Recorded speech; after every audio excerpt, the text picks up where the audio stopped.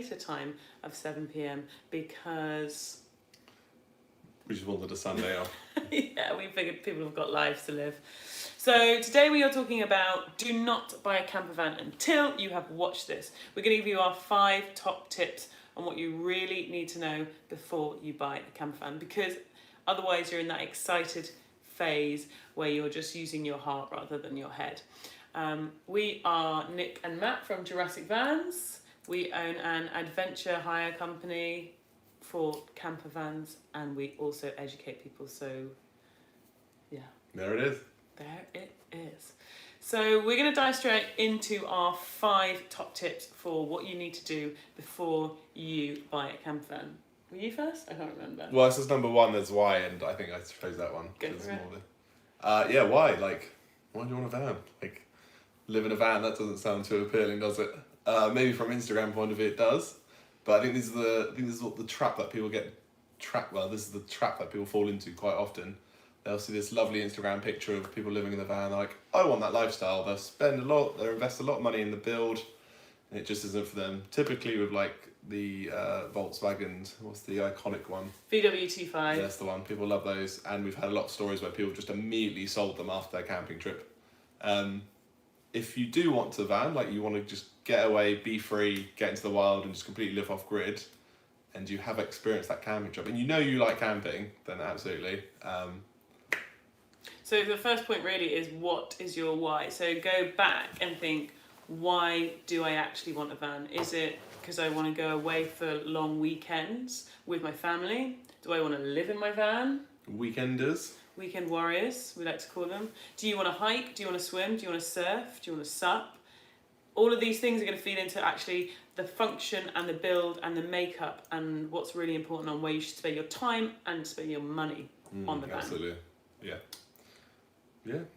Second point is do your research. So have a look at, there's quite a few review websites. One of them is called Honest John, and it's a really good website to go onto so that you can look at a specific vehicle and you can find common faults, when things should be fixed by, when things should have been done by, and you can get a real honest and unbiased view on that website.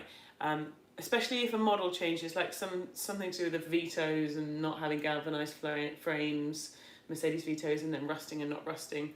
That's a really important point to look at. Yeah, you'll know where the fail points are and what to look for. And some people don't like. There's a lot of. I think there is always a fan base on every van, and you're always going to get issues with every van because they're just made of metal, and metal naturally rusts anyway. And what I'd also recommend is joining relevant Facebook groups. So there's usually a specific Facebook group for the type of van that you want. Make sure you join them, and you can sit there and you can ask questions, or you can read through all the posts and look at questions that people have asked before, or common faults or solutions. I think that's an excellent point. You want to get onto the groups of that specific van. If you go on a camper van, a general camper van group, you ask a question, you're going to get a bunch of opinions, just like I did today, which isn't quite relevant to your situation. But everyone loves to share their opinion online, just like us. Yeah, try and find your actual specific group for that van, and then you'll get actual information related to your van rather than someone else's thing they did on their unrelated van years and years ago. And talk to people, direct message people and say, hey, I'm looking at getting this van. Can I just ask you a few questions? People are usually really happy to talk about their vans. Also follow Instagram pages and any other YouTubers that have that specific van. If it's a van that we've got, so we've got VW Crafter and a Mercedes Sprinter versions of them, give us a message. We can give you some advice and recommendations. Yeah. I would say they're not the best van in the world, but we've worked on them and I like working with them. I can get all the electrics inside the seat. That's what would you say is the best van in the world? I generally don't know. It'd be... It's specific to your individual requirement, isn't it? I like Sprinters and Crafters. They're like, I wouldn't say they don't feel like the best. But I'm sure there's like a Bentley one out, a Bentley version. Well, Bentley, when you do make a give us a call. Give us a call. I'm really excited about the new Ford electronic vans, just to go on a complete side note. Yeah. So, and it's subjective as well. Maybe the best van for us is electric. But the issue with them is the payload. Yeah. 700 kilograms for a medium wheelbase crafter, and most van builds come in at 1 ton. so which is 1,000 kilograms. And you have to build light. Just one of you. Quite a bit urban camper. I really want to get my hands on an electric van. One day. Just saying. Point number 3, to get back on track, is Dvla requirements. Really boring and really gritty, but really important. When you buy a van and you want to convert it, are you actually going to own a camper van? Now, this is really important because it's dictated by your insurance. If your insurance states that you have a camper van insured and you've got a van with windows that hasn't been certified or changed by the DVLA, then technically you're driving without insurance, because you know that the insurance company is going to do everything they can to get out of it. Yeah, those people. So it's really important that you look specifically at the DVLA requirements. I will post a link to those in the comments, but to give you an idea, some of the difficult things with them is, one, you have to have standing height in a van. It doesn't say how tall you have to be, so you could be really short and have standing height. I know someone that can stand up in a Fiat Ducato, like L1H1. Yeah. You have to, and that can't include a pop top. You have to have 2 windows on one side, and that can't include the driver's and passenger's window. You've got to have an awning. You've got to have caravan style stickers. Yeah. So we've submitted our vans to the DVLA to get them turned into camp vans, but they've all got refused. Interestingly, Climbing Van did a really great Freedom of Information request to the DVLA for all camper vans in 2020, all of them that were submitted. Can you guess as a percentage, without looking at my notes here, how many of them were approved?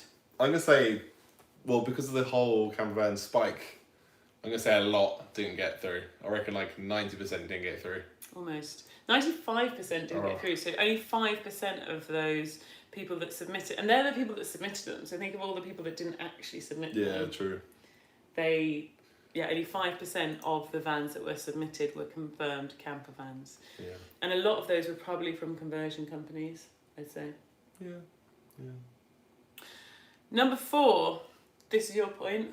Oh, what is number 4? 4 is plan out. Oh, this ties into what you want it for. Plan out what do you really want. Shower, toilet, double bed. For us, we don't want to make our bed in the morning, and if you can make a cup of tea or morning brown without moving anything. A morning brown. Coffee. I've never heard that term. No, Simon came back from Canada.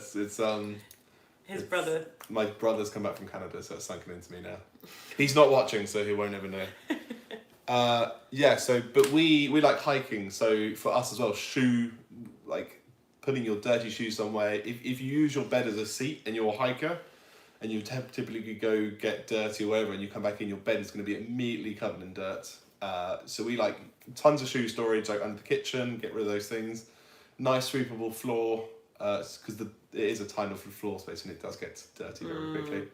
But those are the things: big kitchen, big beds, and in our latest van, social space, because we like to host. That's it really. But so that's not it. Well, I'd also say roof rack as well. Like, I really enjoy surfing, and I hate it when the boards have to be inside the van. I had it with one of my vans. I had a VW Caddy long wheelbase, and the surfboard had to go inside because it didn't fit a roof rack, because it had some sort of configuration of aerials on top, because it was an ex-British gas van. So I actually put 2 slings in, and I put my board, which is a 9'1" board, into the store head, we call it, and then supported it. But it just felt like a coffin, because it was really close. It's all about compromise.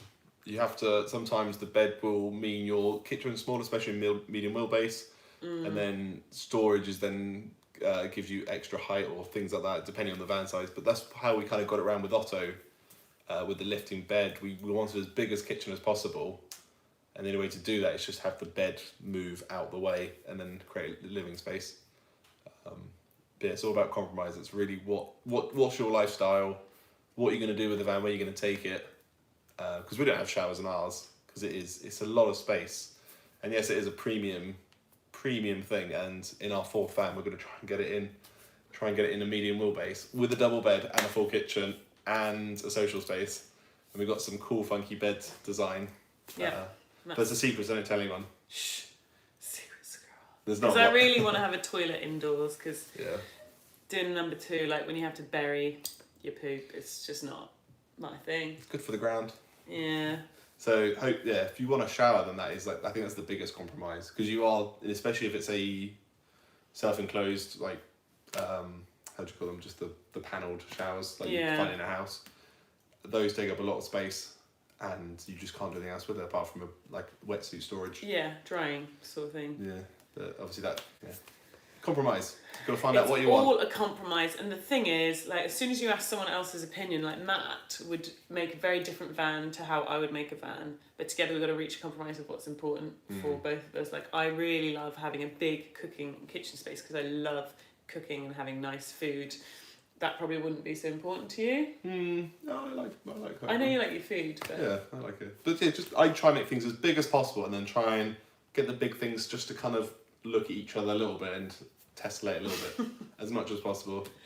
And also, without banging your head too much. Just remember that when you post a question on the generic self-build campervan groups are good to be on for ideas and for inspiration. But as soon as you post something on there, just remember that you'll get all the keyboard warriors, which I got today, giving their opinion on Spill the water.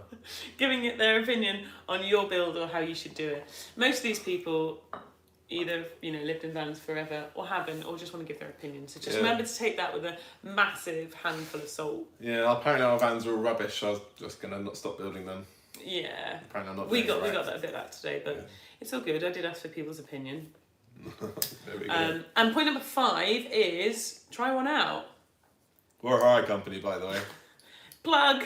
No, if you've got a friend that you can be put on their insurance, try it out. You can do day insurances, by the way. All right, don't undersell us too much. It's like 20. It's like, what is it? It's like 10 quid for the Yeah, day. but with those, just make sure that you are covered on a camper van, because all of those ones that are like 1 day hire, they will cover you in a van or a car. They'll do everything to get out. We are, as Matt said, a hire company. So we've got the best damn camper vans out there. Ditch the tent. Come and hire with us. We've got 3 different types of van. There will be 4 at the end of this 2022. Well, yeah. Probably before next summer. Yeah, before next summer. That's the plan. Winter build. Even just take a look at ours. And remember, we've got 30-minute and 1 hour power hour sessions that we can run through anything like that you want from our experience of building many, many vans. Because the problem with some of the big Instagram accounts is they've only built 1 or 2 vans. They haven't actually had experience of building lots of different vans and lots of different setups. But I highly recommend rent, buy, rent before you buy. Like, there's a lot of people building and then they rip the whole kitchen out because they hate it, and you realise that you don't use things, or you build something and you just never use it. Or something like bin space, which you're really bin passionate space. about. Yeah, well, it took 5 vans to realise that we needed actually a dedicated bin, because you have this whole passionate thing and then you don't leave any space for a bin. And it's always like the tiny stuff. And then you ruin it by tying like a horrible plastic bag on one of the door handles. So we dedicated a whole drawer, big old size drawer for bin in our new van, and it is just it's great. Bin rubbish does It's all those boring things that are actually really important. Yeah, otherwise it just gets littered very quickly. I'm going to move on to some questions, unless you wanted to go for a win, fail, gadget, something that you wanted to recommend. Well, my little win is Otto is on his first hire out. Exciting stuff. It wasn't. Also, it's our 3rd van, which we're talking about, the one that's got the lifting bed and the 2 double beds that's stacked, big kitchen, 85-litre fridge. On his first little trip, I don't know if you can see this, there's England. Here he is, all the way bottom of France. He's in Hossegor at the moment. Yeah, they're living the life. It's a lot nicer weather down there than this. But yeah, first little rental, a little bit nervous, a little bit rushed. Sending our little one off. Yeah, they seem very happy. Just so you know as well, the vehicle, the app that Matt just showed you is our Vehicle Smart app. It's GTE tracking. It's called Vehicle Smart, and you do have to have a tracker in your vehicle. It's not just an app which knows where your vehicle is. Yeah. It's not. So we track the vehicles, not because we're creepy, but one, we get to see where people stay, which is cool if you want to pick like some spots from their list, but mainly for the safety and security of the van, because obviously they are high value assets. If anything goes wrong, you can direct people exactly where they are. It also helps when we have the cleaning handovers between rentals. If it's the same day drop off and pick up, we know the renter's going to be late before they tell us, so we can tell our cleaning staff by the way, they're going to be late, and then we have to contact the hirer to be like, oh, just make sure you'll be back for 11, and then obviously they tell you we can't, Well, and we're some like, oh no, people, you're going to be late. Yeah, some people Yeah. give us the truth, and some people don't give us the So it's kind of that customer satisfaction as well, where you haven't bombarded them, you haven't told them off, but you've already made all the plans fall into place, even though they've messed up and become late. Yeah, and our cleaners have the login details for the vans as well, so they can see where they are, which is great.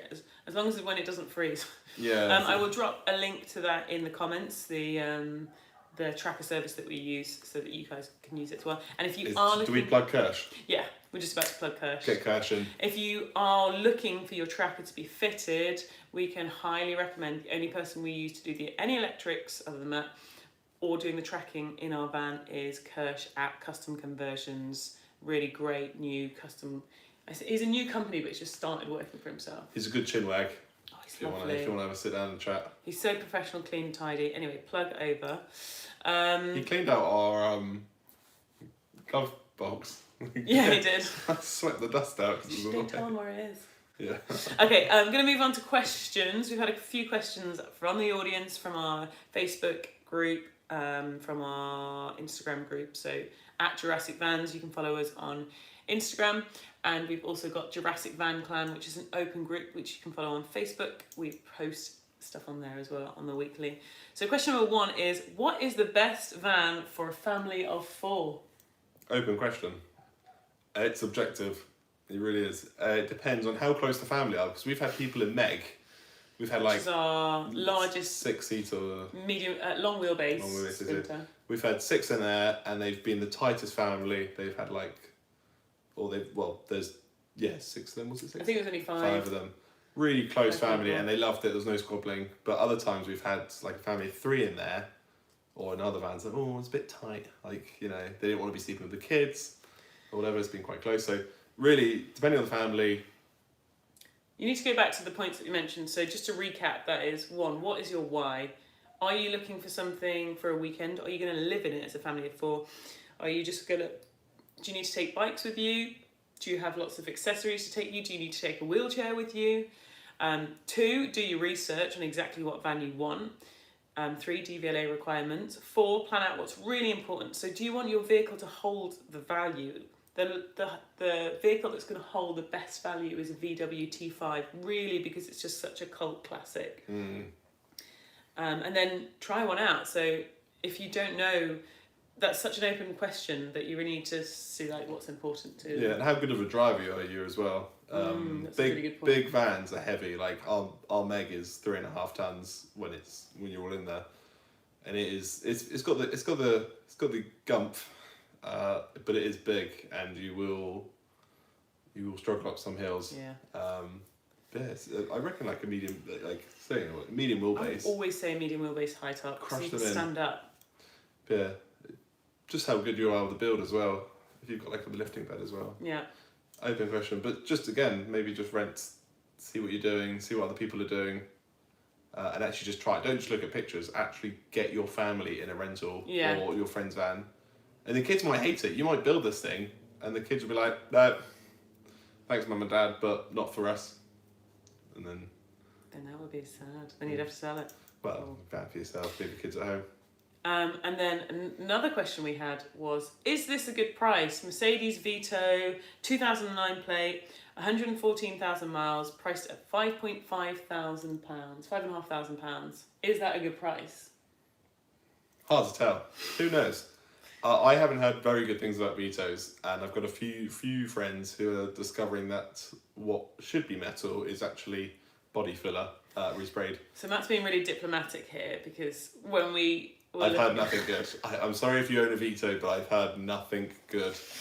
It's just, especially that age as well, they rust quite quickly apparently compared to sprinters and other larger vehicles. So this is when it's good to go back to point number 2, which is do your research, which is head to a website like Honest John, and you can read through all the pros and cons of that vehicle and things that you need to look out for, like particular rust spots, or if this has happened, don't buy the vehicle because it's only going to get worse. Typically, if you do start to see the rust coming through the paintwork, it's kind of already too late. Not too late, but things rust from the inside out. So when you see it at the paint level, then it's way too late to repair. You'll have to cut that out, like if you want to catch it before it spreads. And then if it's structural, then that's MOT failure. And once you start welding, you'll be forever welding like every year, because welded joins rust out as well, because you leave a gap when you weld them together. Not good. Not good. So if you can avoid rust, if you can just get a rust-free one, it's fine, because engines, gearboxes, clutches can be replaced. The bodywork is just a nuisance. Feel free to drop any questions as well that you have. If you're watching live, drop some questions for us. But if you're also watching it on repeat, please drop some questions and we'll come back and answer them. Going back to that question about is it a good price for the vehicle, what I recommend is my favourite app. I love this app. This is my gadget of the week for you. Here it is. Here it is. What Drum is it? roll. It's the Vehicle Smart app. Oh, So, I'll get closer for you. this Vehicle Smart app is so much better from when you're looking at buying a van, because you can just go, you can type in the number plate and then you can click on a van like this. We have our little garage. These are all of our These things. are all of our vans. You can see when the MOT was done. You can see how much road tax is. You can actually buy more information about the van here. Like, It's only 99p for the information as well. it's a free app. And then if you can go to, sorry if you can't see it great, but if you can go to the MOT bits. So this is where it says the MOT where it expires. You click on that and then you can actually see what's happened in the last MOT. So you can see that this one failed and you can see what these were the failures for. And the red means it's a major fail which needs work done, and orange is an advisory or a cautionary. And you can actually see how many miles were done, the test number. It's so much better and less clunky than going onto the .gov.uk website. I hate that website. Type your reg plate in 5 times on each page to get this information. So just to reiterate, this is the Vehicle Smart app. It's completely free on Android and on iOS. This was recommended to us by Van Monkeys, and it's really, really brilliant. It's everything. It's got your wheelbase, you've got your all your heights, your weights, everything about the van, like every single little detail about the van. Yeah, and it will actually, you can actually run insurance through it. You can book services, and it actually, if you allow notifications, it will tell you when your MOT is running out. It pinged me to say that one of the MOTs is running out. So that is my gadget of the week. It's a good gadget.